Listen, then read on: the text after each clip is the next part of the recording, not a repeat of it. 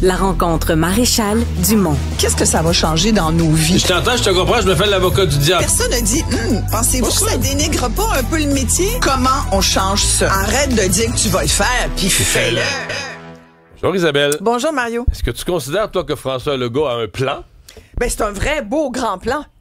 Écoute, c'est incroyable. J'écoutais ça, je me disais, non, mais c'est magnifique, c'est juste plate qu'il y ait juste un an pour essayer de le rendre, de le concrétiser, si tu veux. C'est un plan d'attaque qui ressemble à un projet de société. Tu sais, un projet de société, il y a plein d'éléments. Au niveau de l'économie, c'est intéressant, même si, sincèrement, je me disais, il me semble qu'on a déjà entendu ça, tu sais, il était quand même bon, tu sais, pour essayer de nous vendre sa dernière salade. Je pense que, voyons-le comme ça. Mais là, il reste un an pour faire quelque chose là-dedans. Mais un an, tu sais, on a envie de dire, François, parce que là, c'est une belle initiative, mais juste comme trop tard. Tu sais, il aurait fallu qu'il allume il y a quelques années. Là. Puis il y a des choses là-dedans que je trouve, je me disais, il y a comme une certaine, ça fait montre aussi d'une certaine déconnexion malgré tout, tu sais, parce que il y a beaucoup de choses dans son plan qui sont là, puis qui vont être intéressantes pour les Québécois, puis qui font dire à la moyenne des gens bien informés, ça a de l'allure. Tu sais, de miser sur l'économie, il n'y a personne qui va dire qu'il est contre ça aujourd'hui, mais en même temps, quand je parle de déconnexion, c'est quand même clair dans les derniers sondages qu'on a fait nous-mêmes, c'est que les gens, puis on le voit, on parle aux gens tous les matins, tu le fais, je le fais tous les après-midi, de 1h à 3h, et les gens nous disent quoi? Nous disent le social, l'itinérance, le transport en commun, tu sais, la fluidité, les routes. C'est des choses très concrètes là, pour les citoyens. Mais ça, c'est les Montréalais beaucoup. Là. Peut-être un peu.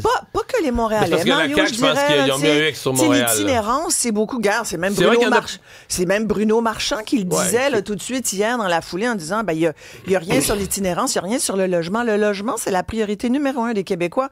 Pas qu'à Montréal. Je veux dire, c'est rendu, là, tu te cherches un logement, je vais en parler dans mon émission justement, tu cherches un logement si tu veux acheter une propriété. Mais ça, c'est partout. Le logement, c'est partout. T'es rendu, là, en région, là, mais en région, sont rendus en région encore plus éloignée. Même en région, il y a une crise du logement. Mais dans les villes de région, il y a des 1,5% d'occupation. Tous les logements sont pris là. C'est ça que je te dis. Fait que donc, tu sais, le logement, il y a quoi là-dedans? Puis, tu sais, l'idée de dire, là, faut qu'on... Tu sais, il y avait quand même des grandes phrases, là, des espèces de liners là, qui ont été prévues, genre la camisole de force de la bureaucratie. On voit tout de suite l'image. La camisole de force, c'est quelque chose qui nous tient serrés, qui nous empêche de fonctionner, d'être libres. C'est parce que j'en ai envie de rappeler à la CAQ qui, depuis 7 ans, ont rien fait pour réduire cette bureaucratie. Bien au contraire, ils ont contribué à l'augmenter. Fait qu'ils ont fait ce qu'ils avaient dit qu'ils ne feraient pas. Donc, va-t-il pouvoir faire ce qu'il dit qu'il veut faire? Moi, sincèrement, j'ai des gros doutes, là, même si toute la bonne volonté semble là. Puis, alors... Mais en fait, la question, on pourrait la formuler. Est-ce que, acculé au pied du mur, avec plus rien à perdre. Peut-il renaître de ses cendres tel un phénix? Non, mais j'enlève les partis politiques. Y a-t-il déjà quelqu'un qui a fait l'image du phénix? Ça, c'est mon bruitage.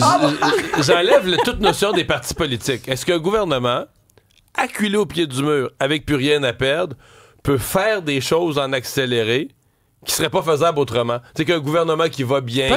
Peut-être. Une fois que tu surveilles plus tes sondages parce qu'ils peuvent plus être plus bas... Oui, il a dit c'est plus un concours de popularité, on n'en est plus là. Une fois que tu n'as plus rien à perdre, est-ce que tu pourrais faire... Je pose la question, j'ai pas la réponse. Ben, pour ça que je te dis peut-être, puis il y a sans doute une part de choses qu'il pourra réaliser là-dedans, puis je nous le souhaite, sincèrement. Je veux dire, c'est le plan Legault, mais c'est un plan pour les Québécois, il le dit. Puis je pense que tu sais, c'est pas une mauvaise personne, là. Puis je pense que c'est quelqu'un qui a vraiment à cœur les intérêts des Québécoises puis des Québécois, François Legault. C'est pas une mauvaise personne, mais il y a du monde tanné de lui, là. Quand tu ouvres les lignes dans la population... Ah, les gens qui parlent. Je pensais que tu parlais de sa gang. Parce que même au sein de son groupe, il y en a quelques-uns, mais pas tant, je pense. Dans la population, il y a des gens, je pense, moi, qui sauront jamais son plan parce qu'ils l'écoutent plus. Peut-être qu'ils l'aimeraient, son plan, là, mais ils l'écoutent même plus. Tu as tellement raison. Moi, je pense, puis je le dis depuis longtemps, là, depuis les derniers mois, on a déjà eu cette conversation, toi puis moi.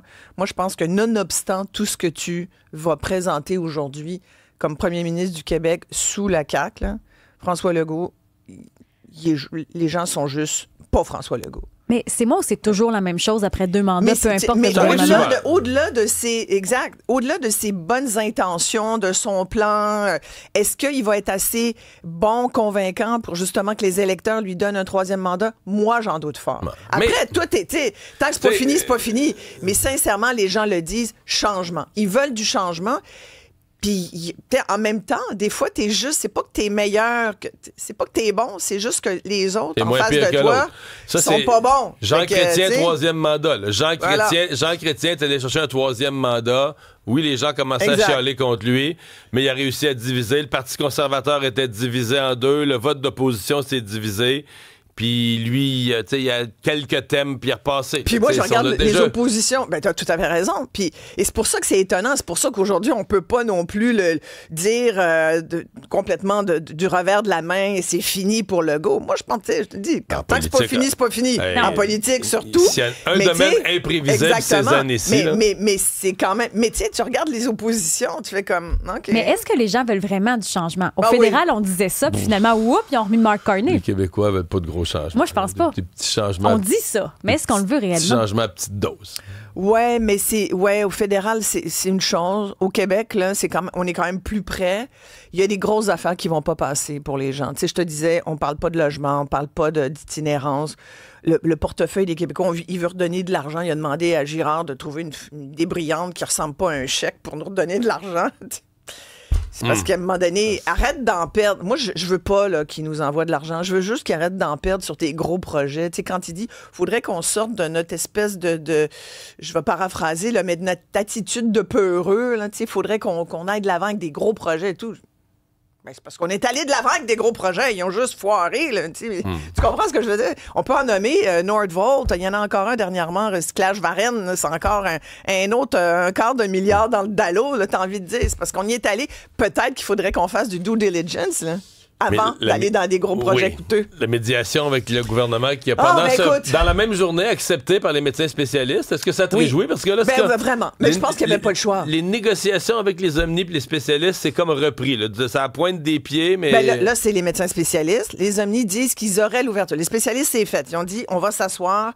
C'est un ancien juge de la Cour d'appel du Québec qui va être le médiateur. Donc là, il commence aujourd'hui avec les spécialistes. Les omnis devraient suivre. On n'est pas loin, là. Ça devrait suivre. Mais il continue d'avoir des moyens de pression. Puis le PL 106, le projet de loi 106, qui veut justement s'attaquer à la rémunération des médecins, est toujours là. C'était jusqu'à il y a 48 heures une condition sine qua non pour qu'ils reviennent à la table des négos puis que tout le monde ait un début de conversation qui ait du bon sens. Fait que moi, j'ai hâte de voir, mais je pense que c'est majeur. Je pense que c'est quand même majeur parce que c'était la ligne dure jusqu'à il n'y a pas si longtemps. Là, au moins, on va s'asseoir avec quelqu'un qui a le gros bon sens puis qui va dire regardons les choses. Isabelle, regarde à l'écran. Regarde, d'où ça sort, ça, le Félix? C'est l'intelligence artificielle, c'est Jessica. C'est magnifique, ça. Non, mais avouez. Le phénix renaît de ses cendres. Voilà. T'es tellement inspirante dans tes propos que t'inspires l'intelligence artificielle à en faire une image. Il y a un petit mix jet bleu aussi, je trouve. Ouais, il était rouge, par exemple. Ouais. Pas bon, le jet bleu, c'est pas une bonne image parce qu'il fait fuir. Là. Quand t'as le jet bleu, t'as pu, alors que François Legault, il veut plus faire fuir, il veut rassembler. Là. Le jet bleu fait fuir, toi. Le jet bleu, il fait fuir. Que oui, ouais. Mais non, le jet bleu, il est toujours en couple. C'est magnifique, des jets bleus. Ben, j'entends dire... Il fait fuir les autres, c'est juste parce qu'il est plus gros. C'est ça? Que les moineaux. Oui, mais c'est ça. Ils ont parlé pour ce mélange. Je voulais juste vous dire, moi, il faut que j'y aille quand même. Là. Hey, merci. J'en préparais, mais je voulais juste vous dire, en terminant, 30 secondes. Elle part à vol d'oiseau. C'est la journée internationale des aînés. Et justement, c'est quelqu'un que ça intéresserait, mettons, là, vu que le Québec est une des sociétés les plus vieillissantes. Je tiens à rappeler, puis j'aurai l'occasion d'en parler dans mon émission, parce qu'il y a des gros enjeux pour les personnes âgées. Moi, j'en parle souvent. Puis on évite un aîné au Québec. Tu as vite ta carte... À 50 ans. C'est 50, je pense, 55, la FADOC. 50, ça dépend. 50 ans, la FADOC. Je sais que maintenant, moi, 50... Qu'est-ce que c'est ça? Voyons! Il me semble que la FADOC, c'est 50. 50 ans et le nouveau 30, tout le monde sait ça. Ben, je sais qu'à 55, j'ai le droit des rebelles 50 épiceries. ans, ça se fête, la FADOC. L'épicerie, des rebelles épiceries? Oui, pour les vieux. Pardon? Quelle épicerie? Hey, merci. Non, mais à l'épicerie. LCN, non, là. chez Jean Coutu, à pharmacie. Non, à l'épicerie, je te jure. Mais voyons donc. Surveille tes affaires. Ça, okay.